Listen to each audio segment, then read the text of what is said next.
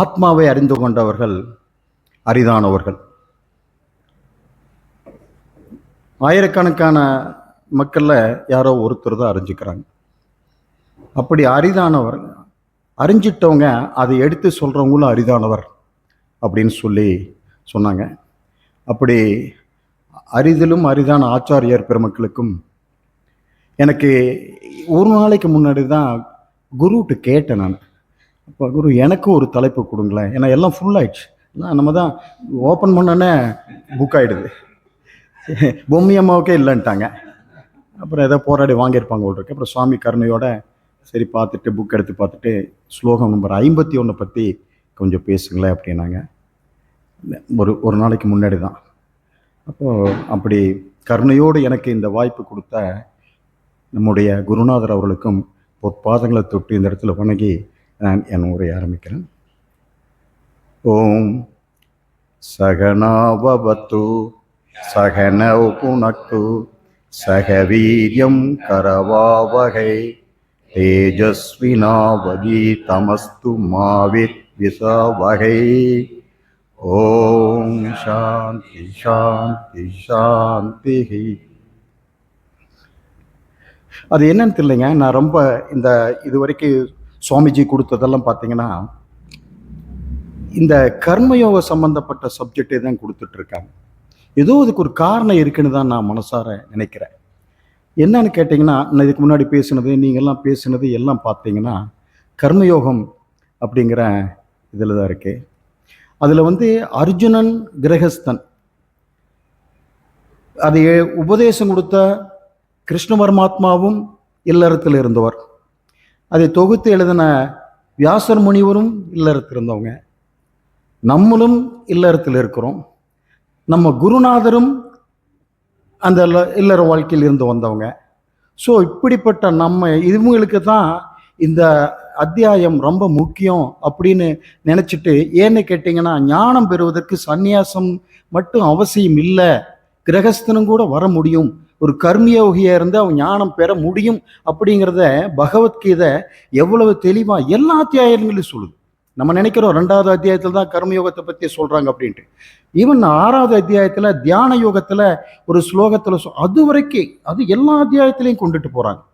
2வது அத்தியாயத்தில் அர்ஜுன கிருஷ்ண பகவாத்மானுடைய கிட்ட போய் இப்போ நான் சிசினாய்க்கிறேன், எனக்கு ஸ்ரேயஸை பற்றி சொல்லுங்கன்னு உபதேசம் கேட்குற போது அவர் குருவாக இருந்து சிஷியனுக்கு சொல்கிற போது 11வது ஸ்லோகம் 2வது அத்தியாயத்தில், நீ சோகப்படுவதற்கு காரணம் இல்லாமல் சோகப்படுகின்றாய் அப்படின்னு தொடங்கி 18வது அத்தியாயத்தில் 66வது ஸ்லோகத்தில் அவையே சோகம் வேண்டாம் அப்படிங்கிற மாதிரி தான் முடிக்கிறார்.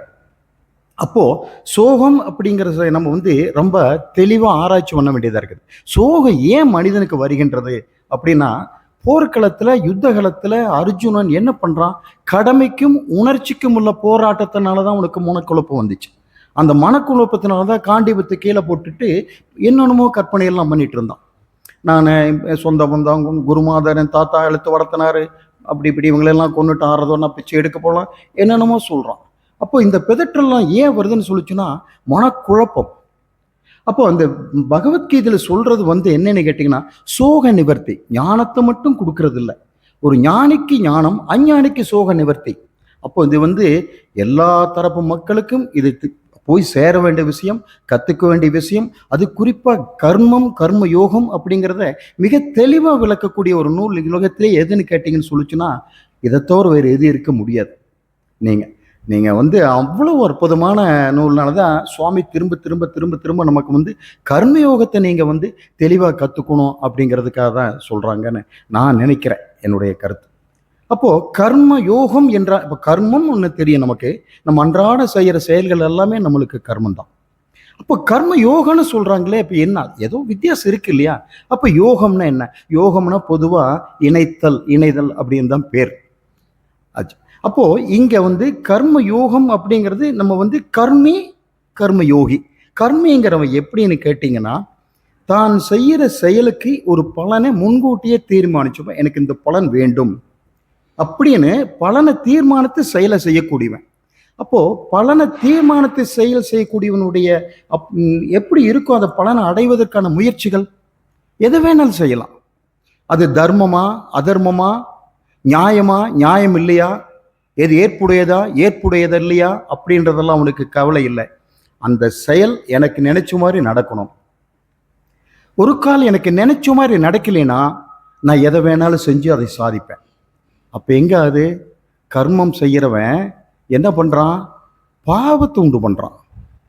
தான் அடைவதற்கு அதை என்ன வேணா செய்யறான். அதைய பகவத்கீதையில இந்த 2வது அத்தியாயத்திலிருந்து எல்லா அத்தியாயங்கள் சுருக்கமாக சொல்ல போனா 2, 3, 4, 5, 6 ரொம்ப தெளிவாக சொல்றாங்க. ஆமா, இது கண்டிப்பாக கர்ம யோக புத்தியோட தான் ஒருத்தர் ஒவ்வொரு செயலையும் செய்யணும் அப்படின்னு. இப்போ கர்ம யோக புத்திங்கிறது என்ன? கர்மான்னு தெரிஞ்சிட்டோம். கர்ம யோக புத்திங்கிறது என்ன? ஒன்றும் இல்லைங்க, ரொம்ப சிம்பிள் தான். ஒன்றும் இல்லை, நம்ம அதே செயலை தான் நம்ம செய்கிறோம். நம்மளும் பலனை எதிர்பார்த்து செய்யலை. எந்த இறைவன் நீ பலனை எதிர்பார்க்காம செய்யன்னு எங்கேயுமே சொல்ல. நிறைய பேர் சொல்லுவாங்க கடமை செய் பலனை எதிர்பார்க்காதுன்னு. கண்டிப்பாக யாருனாலே அப்படி செய்ய முடியாது. ஆனால் பலன் நீ எதிர்பார்க்கிற மாதிரி எதிர்பார்க்காத. ஏன்னு கேட்டனா, நீ கர்ம ஹேது, நான் கர்ம பல ஹேது. அப்போ கர்ம ஹேதுங்கிறவனுக்கு செய்யற உரிமை மட்டும்தான் இருக்குது, செயல் உரிமை இருக்குது. அதற்கான பலனை எடுக்கிற உரிமை கிடையாது நம்ம கிட்ட. அது ஈஸ்வர நியதி, அதை நம்ம புரிஞ்சுக்கணும். ஆமா, அப்போ ஈஸ்வரன் நீங்க நினைக்கலாம், நிறைய பேர் கேட்பாங்க, எப்படி ஈஸ்வரன் எல்லாமே சர்வஜன் சர்வ வல்லமை படைத்தவன் அன்பின் உருவம் அப்படியெல்லாம் சொல்றாங்க, எல்லாரையும் ஒரே மாதிரியா படைச்சிருக்கிறாங்க, ஏன் இத்தனை துன்பங்கள் இத்தனை கவலைகள் இத்தனை ஏற்றத்தாழ்வுகள் அப்படின்னு எல்லாம் கூட கை கால் இல்லாம கண் இல்லாம கால் இல்லாம எல்லாம் படைக்கிறானா? அப்ப எல்லாம் கருணை இல்லாத கடவுள் இப்படி சர்வஜனை ஏத்துக்க முடியும் அப்படின்றாங்க. ஐயா, கர்மத்தை நீ என்னத்தை கேட்ட, நீ என்னத்தை செய்தியோ அதுக்கு உண்டான ஒரு ஒரு நியதி பிரகாரம் கொடுக்கறது தான் அவரோட வேலை. நியதி தான் தெய்வம், நியதி தான் இறைவன், நியதி தான் ஈஸ்வரன். ஈஸ்வரன் ஒன்று தனியா கிடையாது. அப்போ அந்த நியதியை நீ புரிஞ்சுக்காம இறைவனை திட்டுற. அப்போ நம்ம கர்ம யோகி என்ன பண்ணணும்னு கேட்டீங்கன்னா, நியதி புரிஞ்சுக்கணும். என்ன வினை விதைத்தவன் வினை அறுப்பான், திணை விதைத்தவன் திணை அறுப்பான்னு அழகான ஒரு பழமொழி சொல்லியிருக்கு. அவங்க படிச்சவங்க படிக்கலையோ, தெரிஞ்சு சொன்னாங்களோ தெரியாம சொன்னாங்களோ, இதுதான். அப்போ அது கூட நம்ம தாண்டி கர்ம யோகி என்ன பண்ணணும்னா, யோக புத்திங்கிறது என்னன்னு கேளுங்க. ஒன்றும் கிடையாது, இருக்கிறதெல்லாம் இறைவனே அப்படின்னு முதல்ல கர்ம யோகிக்கு அத்தியாவசியமே தேவைப்பட வேண்டியது ஈஸ்வர பக்தி. பக்தி இல்லாம கர்ம யோகம் இல்லவே இல்லை. அப்போ இருப்பதெல்லாம் இறைவன், நான் செய்கின்ற செயல்கள் எல்லாம் இறைவன் பொருட்டு, என் பொருட்டு இல்லை. அங்க நான் கர்த்தா இல்லை. கர்த்தா இல்லைனாலே அதை கூட அந்த பலன்ல உண்டாகக்கூடிய பாவ புண்ணியம் யாரை சேரும்? என்ன சேருமா? என்ன சேராது. அப்போ அடுத்து என்னன்னு கேட்டீங்கன்னா, என்ன பலன் நம்ம கையில கிடைக்குதோ அது ஈஸ்வர பிரசாதம். ஏன் நம்ம கோயிலில் போனால், நம்ம இந்து கோயிலில் அப்படி ஒரு அற்புதம். நம்ம இங்கே ஒரு கோயில், அங்கே போனால் மண் நீர் தான் கொடுப்பாங்க. வாழத்தோடு தையன் கோவிலில். பெருமாள் கோயிலுக்கு போனால் துளசி கொடுக்கலாம், துளசி தீர்த்தம் கொடுக்கலாம். அங்கே ஈஸ்வரன் கோயிலுக்கு போனால் விபூதி கொடுக்குறாங்க. திருப்பதி போனால் லட்டு கொடுக்குறாங்க. சில இடத்துல பூ புஷ்பம் கொடுக்குறாங்க. எல்லாத்தையும் கண்ணில் ஒத்திட்டு வாங்கிக்கிறோம். இதை தான் எதை கொடுத்தாலும் சமபுத்தியோட ஏத்துக்கிறோம். பார்த்தீங்களா? அந்த கர்மயோகிக்கு வேண்டியது என்ன? சமபுத்தி. இது கிடைக்கின்ற பலன்ல நீ விருப்பு வெறுப்பு பார்க்காத. நீங்க 100 காரணங்கள் இருக்கு நம்ம துன்பங்களுக்கு, 1000 காரணம் இருக்கு. எல்லாத்தையும் கொண்டுட்டு 2 விஷயத்துல ஆராய்ச்சி பண்ண அதுல போட்டுடலாம். ஒண்ணு விருப்பு, இன்னொன்னு வெறுப்பு. இந்த 2 பெட்டிக்குள்ள அடங்கிருங்க. அது நீங்க எந்த துன்பத்தையும் கூட நீங்க கணக்கு போட்டு பாருங்க.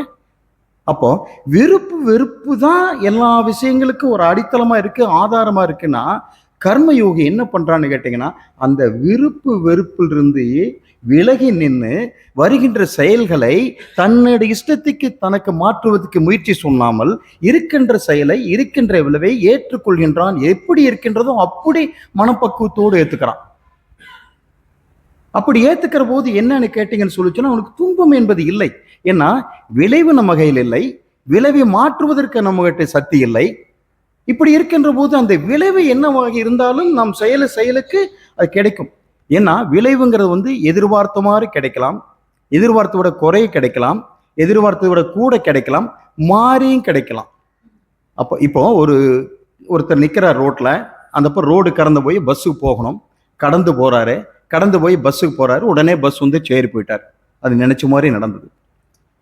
அதே மாதிரி இன்னொரு கடக்கிறாரு, ஒரு டைமு பஸ் வரணும், இந்த டைமுக்கு வரல, ஏன்னா அந்த டைமுக்கு வர்ற பஸ் அங்கே ரிப்பேர் ஆகி போச்சு, அடுத்து வர்ற பஸ் 1 hour ஆகும், குறைவாக கிடைச்சிது.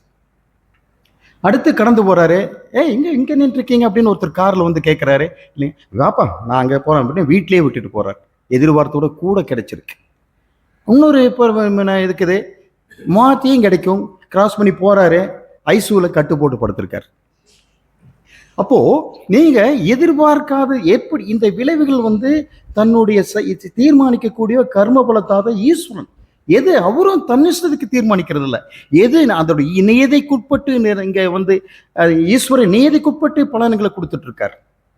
சரி, அப்போ நம்ம பலன்களை எதிர்பார்க்க வேண்டான்னு சொல்ல, சமயோஜித சமபுத்தியோட நான் செய்கின்ற என்ற கர்த்தத்துவம் இல்லாம செய்கின்ற செயலுக்கு நான் பொறுப்பில்லை, நான் அது என்னை பாதிப்பதில்லை, அந்த பலன்கள் என்னை பற்றுவதில்லை. எந்த பலன்? பாவம் புண்ணியம் என்கின்ற பலன்கள் நம்மளை பற்றுவது கிடையாது. அப்படி பற்றலைன்னு சொல்லிச்சுன்னா என்னாகும்? பிறப்புங்கிற பந்த சுழற்சி அத்து போயிடுது இல்லையா? அப்போ இந்த ஸ்லோகத்தில் 51வது ஸ்லோகத்தில் நீங்க நான் என்ன வருன்னு, கர்மஜம் புத்தி யுக்தஹ ஹி பலம் தைத்வா மனிஷீனஹ ஜன்ம பந்த வினிர்முக்தக பதம் கச்சந்திய அனாமயா. இப்போ கர்மஜம், அந்த கர்மத்திலிருந்து பிறக்கக்கூடியது என்ன? அதனுடைய பலன். புத்திமான்கள், சமயோஜித புத்தியுடைய கர்மயோகிகள் என்ன பண்றேன்னா, அந்த பலத்தை தியாகம், பலம் ஹீனா நிச்சயமாக கட்டாயமாக, பலம் தக்துவா பலனை தியாகம் பண்றவர்கள், மனிஷினா அவர்கள் முனிவர்கள், அவர்கள் ஞானிகள் அப்படின்னு இந்த ஸ்லோகம் சொல்லுது. ஜன்ம பந்த வினிர் முக்தக, அவங்க என்ன பண்றாங்க? ஜன்ம பந்தங்கிறது அந்த ஜன்மம் அந்த பிறப்பினுடைய தொடர்ச்சி இருக்கு இல்லையா, நம் பிறக்கிறது இறக்கிறது அந்த தொடர்பிலிருந்து விடுபடுகின்றார்கள் அப்படின்னு இந்த ஸ்லோகம் தெளிவா சொல்லுது. வினிர் முக்தக பதம் என்றால் பேரு, வீடு பேர் மாதிரி. கச்சந்தியா அனாமயா, அனாமயன தொல்லை இந்த பிறவி தொல்லைகளிலிருந்து நீ விடுபடுகின்றாய் அப்படிங்கிறது தான் இந்த ஸ்லோகத்தினுடைய அர்த்தம். இங்க ஒரு கேள்வி வரலாம். என்ன கேள்வி வரலான்னு கேட்டிங்கன்னா, சரி நான் வந்து என்ன செயலுக்கு பாவம் இல்லை, புண்ணியம் இல்லை, இதிலிருந்து எனக்கு பிறப்பும் இல்லை அப்படின்னா, அப்போ நான் என்ன வெறுமை ஆயிடுறேனே, எனக்கு பாவம் இல்லை புண்ணியம் இல்லைன்னா நான் வெறுமை, ஒண்ணுமே இல்லையே, ஏன் என்ன இது எப்படி அப்படின்னு நினைச்சு பார்த்தா கொஞ்சம் பயம் வரும். அப்போ என்ன வெறுமைனா, அப்போ இதுக்கு வந்து அட்லீஸ்ட் பாவம் இல்லைன்னா ஓகே நான் ஏத்துக்கிறேன், புண்ணியம் இருந்தா ஏதோ மறுபிறவிலையாவது நல்ல உயர்ந்த லோகத்தில் இருந்துக்கிட்டு எல்லாருக்கும் முன்னாடி என்ன ஒரு பெரிய மனுஷனா உலாவிட்டு இருக்கலாமே, அதுக்கெல்லாம் கூட ஒரு வாய்ப்பு இல்லாமல் போயிடுச்சே அப்படிங்கிற ஒரு எண்ணம் வரலாம். அதுக்கு தான் இங்க தெளிவா சொல்றாங்க, நீ வந்து ஜன்ம பந்தம் அப்படிங்கிற விடுதலை பெற்றது மட்டும் இல்லை. இங்கே சுவாமி சொன்னாங்க, இந்த இதை சொல்லுமே, எனக்கு ஒரு நாள் கூட இல்லையே சுவாமி நான் எப்படி பேசுறது அப்படிங்கிற போது சுவாமி சொன்னாங்க, இந்த மாதிரி இந்த பந்த விமோச்சனை அடைஞ்சவங்க என்ன பண்ணுவாங்கன்னு கேட்டிங்கன்னா, இங்கே ஜீவன் முக்தனை இருக்க முடியலன்னா கூட சத்தியலோகத்தில் பிரம்மலோகத்தில் அவன் இந்த கல்ப முடிய வரைக்கும் அவனுக்கு அங்கே உண்டு. அப்போ கல்ப முடிய வரைக்கும் அங்கே இருக்கான்னா பிரம்ம உபதேசத்தை பெறவன் என்ன பண்ணுவான்? திரும்ப பிறப்பானா என்ன? பிரம்மம் ஆயிடுவான், உத்தரவாதம். அது பதம் முக்தின்னு சுவாமி சொன்னாங்க. அப்போ இப்படி இவ்வளவு விஷயங்கள் இந்த ஸ்லோகத்தில் இருக்குது. அப்போ இதுல என்ன ஜென்ரலா வந்து இது பந்தம் அப்படிங்கிறது எப்படின்னு கேட்டீங்கன்னா, எங்க எல்லாம் அம்மாவோட வயிற்றிலேயே பந்தம் ஆரம்பிச்சிருச்சு. ஏன்னா அங்க கூனி குறுகி அந்த மலங்கள் மத்தியில இருக்கான். அந்த பந்தத்திலிருந்து தாயில் குழந்தையா வந்ததுக்கு அப்புறம் தாயினுடைய தன்னுடைய வயிற்று நிரப்புறது உணவுக்கு சார்ந்திருக்கிறான். தந்தை இருக்கிறாங்க, தன் குடும்பத்தார் இருக்காங்க, உலகம் இருக்கு, சுற்றம் இருக்கு, எல்லாம் இருக்கு. அப்போ எல்லாமே பார்த்தீங்கன்னு சொல்லுச்சுன்னா ஆதியிலிருந்து அந்த வரைக்கும் இந்த ஜீவன் பந்தத்திலேயே தான் இருக்கிறான். பந்தத்தை இதுங்கிறது வந்து விமோச்சனம். இந்த சாஸ்திரம் தெரிஞ்சவனுக்கும் இந்த கர்மயோகத்தை பத்தி தெளிவா தெரிஞ்சவனுக்கும் மட்டும்தான் இந்த பந்தத்திலிருந்து எப்படி விடுதலை கிடைக்கும் உணர்ந்துக்க முடியுமோ இல்லையோ, இந்த இந்த ஆத்ம ஞானம் இல்லாதவங்க எத்தனை லட்சம் எத்தனை கோடி பிறப்பை எடுத்தாலும் இந்த பந்த விமோச்சனம் அவங்களுக்கு கிடைக்கவே கிடைக்காது. ஆகவே இந்த ஸ்லோகம் எனக்கு தெரிஞ்சு சுவாமி எப்படி நான் திடீர்னு கேட்டதுனால காரில் உட்காந்துட்டு புக் எடுத்து அப்போ எனக்கு இந்த ஸ்லோகத்தை படிச்சுட்டு என்னால் எப்படி நான் பேச போறேன் ஒரு நாள் அப்படின் போது இவ்வளோ விஷயம் இந்த இந்த இந்த இதில் கிடைக்குது. கேளுங்க, முக்திங்கிறது என்ன? எப்போ? மரணத்துக்கு அப்புறமா? மரணத்துக்கு அப்புறம் கிடைக்கிறது என்ன? அது என்ன நிச்சயம்? யாருக்கு தெரியும்? அது ஒரு அனுமானத்துல தானே சொல்றாங்க. இதெல்லாம் சில இதெல்லாம் இருக்கு, உதாரணங்கள் இருக்குன்னு சொல்றாங்க. ஆனா இந்த இந்த இந்த சாஸ்திரம் அடிச்சு சொல்லுது, இந்த உலகத்திலேயே, இந்த பிறவியிலேயே, இந்த உடம்புலேயே இப்பவே உனக்கு விடுதலைங்குது. எப்போ? ஆத்மா ஞானிக்கு. இதை விட என்ன வேணும் நம்மளுக்கு? இதை விட என்ன? இந்த வந்து நம்ம வந்து எதை கத்துன்னு என்ன தெரிஞ்சுக்க போறோம்? நீ உலகத்துல ராக்கெட் விடலாம், மனுஷனுக்கும் இதுல இறக்கலாம், அந்த ஞானங்கள் வேணும் தான் இல்லை சொல்ல. இந்த ஆத்ம ஞானம் பிரம்ம ஞானம் இல்லாம அந்த நான் என்னத்துக்கு அது? ஆகவே நம்ம எல்லாம் வந்து இந்த இந்த இடத்துல வந்து நம்ம சேர்ந்திருக்கோம் அப்படின்னு சொல்லிச்சுன்னா, இப்போ ஒரு கதை நம்மளுக்கு ஞாபகத்துக்கு வருது. ஒரு டாக்டர் வந்து பெட்ல இருக்க, 3 பேரும் ரொம்ப முடியாமல் இருக்காங்க. டாக்டர் சொல்ல, இல்லை உங்களுக்கெல்லாம் நெருங்கிடுச்சுங்க, நீங்கள் அவங்கவுங்க விருப்பத்தை எல்லாம் தெரியப்படுத்துன்னு சொல்லிட்டு முதலாம் அவன்கிட்ட போய் கேட்குறான். உங்களுடைய விருப்பங்களை நீங்கள் கொஞ்சம் தெரியப்படுத்துங்களேன், என்ன வேணுன்னு. எனக்கு எங்கள் சர்ச்சிலேருந்து ஃபாதரை வர சொல்லுங்கள், நம்ம ஃபாதர்கிட்ட வந்து நான் பாவ மன்னிப்பு கேட்கணும் அப்படின்னு சொல்கிறான். அப்புறம் ஃபாதர் வர்றாரு, பாவ மன்னிப்பு கேட்குறான். 2வது ஆளுகிட்ட கேட்குறாங்க, நீ என்ன உங்களுக்குன்னு? ஐயோ, என் குடும்பத்தில் எல்லாம் பார்த்துங்க, கடைசியாக தான் 4 வார்த்தை பேசணுங்க, எல்லாத்தையும் வர சொல்லுங்க அப்படின்றான். எல்லாரும் வந்தாங்க, குடும்பத்தில் இருக்கவன்ட்ட எல்லாம் பேசி சந்தோஷமா அவரு போய் சேர்ந்துட்டாரு. 3வது சொன்னேன், ஐயோ எனக்கு நீங்கள் வேற டாக்டர் வாங்கிட்டு வாங்க, நான் உயிர் உழைக்கணும் அப்படின்றான். நம்மெல்லாம் எத்தனை டாக்டர்கிட்ட தப்பிச்சு ஓடி வந்து இந்த டாக்டர்கிட்ட வந்திருக்கிறோம். எனக்கு தெரியும், நானெல்லாம் அப்படி ஓடி வந்தவன் தான்.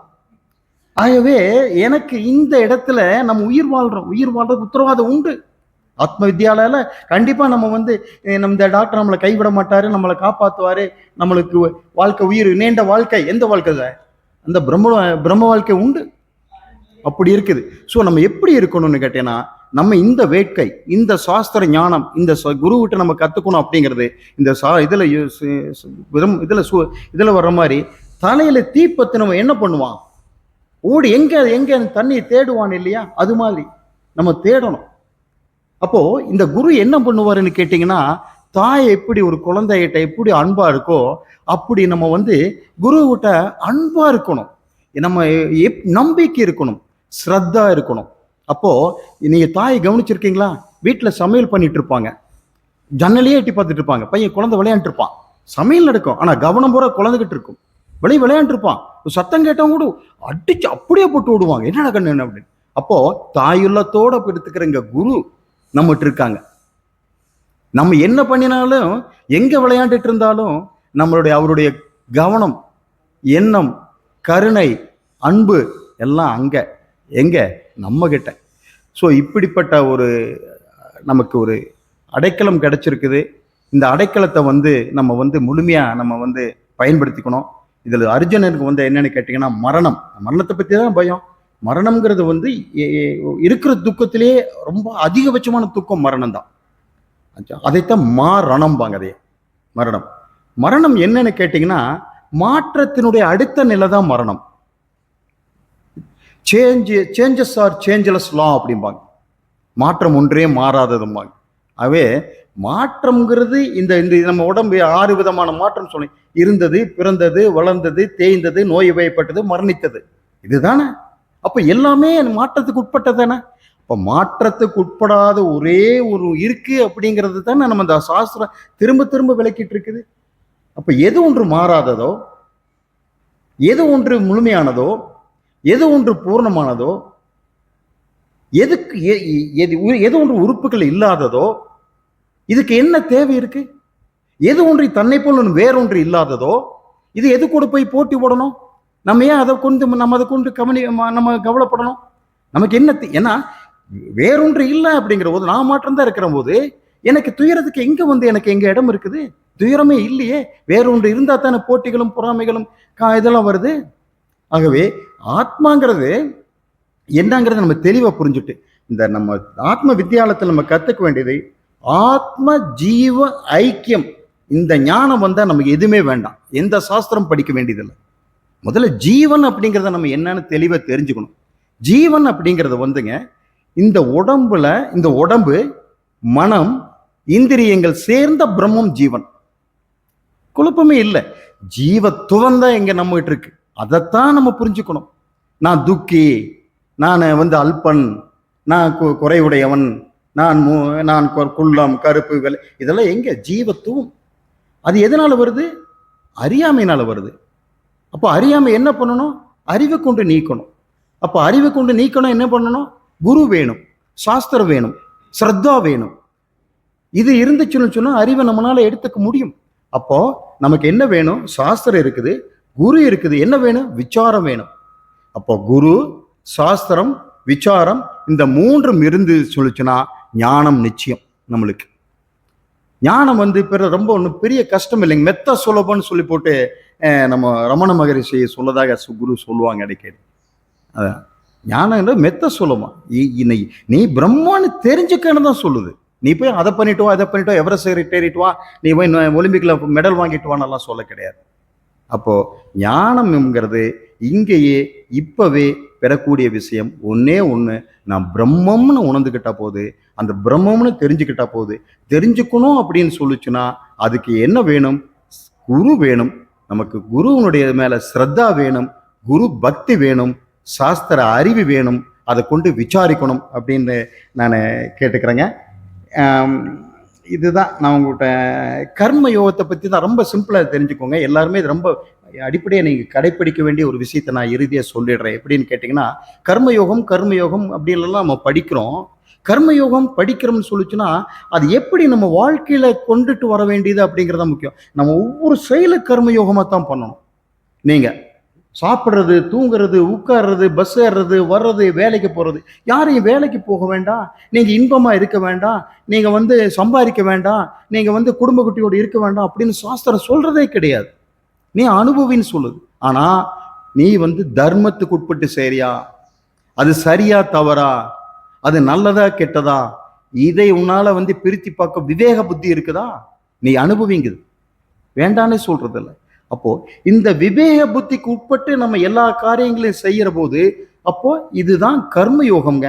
நான் செய்யறேங்கிற கர்த்தரோ புத்தி இருக்கக்கூடாது. நான் செய்யறதெல்லாம் இருக்கிறதெல்லாம் இறைவனுங்கிற என்ன வேணும்? சர்வம் இறைமயம். நீங்க நான் பார்க்கிற அனைத்தும் இறைவன் தான். சுவாமி முன்னாடி கூட கேட்கலாம், ஒருவேளை இறைவன் வந்த வார்த்தைக்கு எங்கும் இறைஞ்சி கிடைக்கிறதுனாலதான் இறைவன் சொல்லியிருக்காங்களோ? உள்கடந்து உள்நோக்கி நம்ம போய் ஆராய்ச்சி பண்றதுனாலதான் கடவுள் சொல்லி போட்டுதான் கடவுள்னு வந்துச்சோ? இந்த எண்ணங்கள் கூட எனக்கு அடிக்கடி வர்றது உண்டு. ஸோ அப்போ எங்கும் இறைஞ்சி கிடைக்கிற இறைவன் எதை பார்த்தாலும், பாரதியார் பாடுமை காக்கை நேரம் அப்படி அந்த பாட்டு, அதெல்லாம் எதைப்பா ஒரு பச்சை நேரம் காக்கை, எதை பார்த்து காக்காய் பார்த்தாலும் பச்சை நேரத்தை பார்த்தாலும் காண்பதெல்லாம் அவர் பராசக்தியை பார்த்தாரு இல்லையா? அப்ப நம்ம எல்லாத்தையும் நம்ம இறைவனை பார்க்க ஆரம்பிச்சுன்னு சொல்லிச்சுன்னா நம்மளால ஏதாவது தவறு செய்ய முடியுமா? நம்ம செய்யறதுக்கு செயலுக்கு குற்ற உணர்வு வருமா? எப்படி வரும்? குற்றம் புரியணும் தான் குற்ற உணர்வு வரும். நான் செய்யலையே, நான் கர்த்தாவே இல்லையே, அப்படிங்கிற போது எப்படி வரும்? ஆனா இறைசுரன் கொடுக்கிற பிரசாதத்தை நான் கண்டிப்பா அனுபவிப்பேன். அது வேண்டான்னு சொல்றதல்ல, இறைவன் தாராளமா அவரு கொடுக்கறது. ஆகவே நம்ம என்னன்னா, நம்ம வாழ்க்கையில வாழ வேண்டியது இறைபக்தி இல்லாம நீங்க கர்மயோகம் இல்லை. இன்னொன்னு தெரிஞ்சுக்கோங்க, இது நம்ம இது வெறுப்புங்கிறத நம்ம நினைக்கணும். இந்த நம்ம இந்த சங்கல்பங்கள் நம்மளுக்குள்ள வேணும். அப்புறம் இன்னும் ஒன்று நீங்க அந்த இந்த சங்கல்பம் இருக்கு இல்லைங்களா? சங்கல்பத்தை நம்ம தியாகம் பண்ணணும். சர்வ சங்கல்ப தியாகம் அப்படிங்கிறது சன்னியாசிக்கு மட்டும் இல்லை, கர்மயோகிக்கு வேணும். அது ஈஸ்வர பக்தியும் சர்வ சங்கல்ப தியாகம் இல்லாம நீங்க கர்மயோகம் பூர்த்தி ஆகாது. அப்போ சர்வ சங்கல்ப சந்நியாசம் நான் செய்கின்றேன் என்கின்ற கர்த்தா புத்தி இல்லாம நான் செய்வதெல்லாம் ஈஸ்வரனே என்பதும் விருப்பு வெறுப்பு இல்லாமலும் என்ன நம்ம இது எந்த செயலையும் சீர்தூக்கி பார்த்து இது ஏற்புடையதா ஏற்பில்லாதா தர்மமா அதர்மமா என்கின்ற செயல்களை எல்லாம் நாம் சிந்தித்து செயல்பட்டோம் என்று சொன்னால் அது கர்மயோகி வாழ்க்கை. கர்மயோகத்துல ஞானம் கிடைச்சிரும் அப்படின்னு சொல்றாங்க. நிச்சயமா கிடைக்காது. கர்மயோகம் மன தூய்மை, மன சுத்தி கொடுக்கும், மன தூய்மை கொடுக்கும். மன சுத்தி என்ன பண்ணும்? நம்மளுக்கு ஞானத்தை கொடுக்கும். ஞானத்துக்கு ஹேது அது. ஞானம் நம்மளை மோட்சத்தை கொடுக்கும். ஆகவே நம்ம கர்ம யோகியாக வாழ்வோம். கிரகஸ்தனுக்கு அது இறைவனாக விதிக்கப்பட்டது. ரெண்டே வாழ்க்கை முறை தான் நம்ம இறைவன் ஒன்று சந்நியாச வாழ்க்கை, இன்னொன்று இல்லற வாழ்க்கை. தெளிவாக நம்ம இப்போ நம்ம இந்த அத்தியாயத்திலே எல்லாம் சொல்லியிருக்காங்க. ஸோ நம்ம இல்லறத்தில் இருந்துக்கிட்டே கர்ம யோகியை வாழ்ந்துக்கிட்டு குருவனுடைய பார்வையிலேயே நம்ம எப்பொழுது இருந்து குரு மேலே சிரத்தை வச்சு சாஸ்திரத்தை மீது சிரத்தை வச்சு சதா நேரமும் விசாரத்தில் இறங்கி நாம் வாழ்ந்து காண்டம் என்று சொன்னால் நம்மளுக்கு விடுதலை நிச்சயம். இது அதில் எந்த மாற்றம் இல்லை. சாஸ்திரம் அறுதியிட்டு கூறுகிறது. இப்பவே இந்த கணத்தில் இப்பவே உனக்கு விடுதலை, இந்த ஜனத்துல விடுதலை அப்படிங்கிறதுனால நம்மெல்லாம் விடுதலை பெற்றவர்கள், நம்மெல்லாம் முக்திகள், நம்மெல்லாம் ஞானிகள். அதில் எந்த சந்தேகம் நம்மளுக்கு வேண்டாம். சில நேரங்கள் தடுமாற்றங்கள் வரும். குரு சொன்ன மாதிரி கம்பங்களை நம்ம அப்பப்போ அசிச்சு பார்த்து நம்ம குட்டி குட்டி கல்வி அந்த கம்பத்தை நம்ம ஸ்திரமாக வச்சுக்க வேண்டியது நம்மளுடைய வாழ்க்கையில் செய்யக்கூடிய ஒவ்வொரு நாளும் முயற்சி. ஏனென்றால் நாம் போட்டி பொறாமை உள்ள உலகத்தில் வாழ்ந்து கொண்டிருக்கின்றோம். நம்ம பேசுகிற செயலெல்லாம் வெளியே போய் அப்படியே செயல்படுத்த முடியாது. அதை பற்றி நம்ம கவலைப்பட வேண்டாம். எங்கெல்லாம் தடுக்கி விழுகின்றோமோ அப்பொழுது குருவனுடைய நம்ம கற்பனையிலாவது குருவன் கரத்தை பற்றி கொள்வோம். குரு நம்மளை கருதேற்றுடுவார். அதில் எந்த மாற்றமும் கிடையாது. நிச்சயமாக நாம் ஜீவன் முக்தனாகத்தான் நாம் வாழ்ந்து கொண்டிருக்கின்றோம். ஜீவன் முக்தனாகத்தான் நம்ம இந்த மரணம்ங்கிறது எதுக்குங்க? உடம்புக்கு தானே, ஜீவனுக்கு இல்லையல்ல. ஸோ நான் இறைவன் எப்போ நான் பிரம்மம் தெரிஞ்சுக்குதோ அப்போ ஜீவன் பிரம்மம் ஆயிடுறாரு. நம்மெல்லாம் பிரம்மம் என்று கூறிக்கொண்டு இந்த வாய்ப்பை நீங்கள் கொடுத்ததுக்கே மனதார நான் நன்றி. என் குருவுக்கு முதல் நன்றியும் உங்களுக்கும் நன்றியும் தெரிவிச்சுக்கிறேன். நன்றிங்க.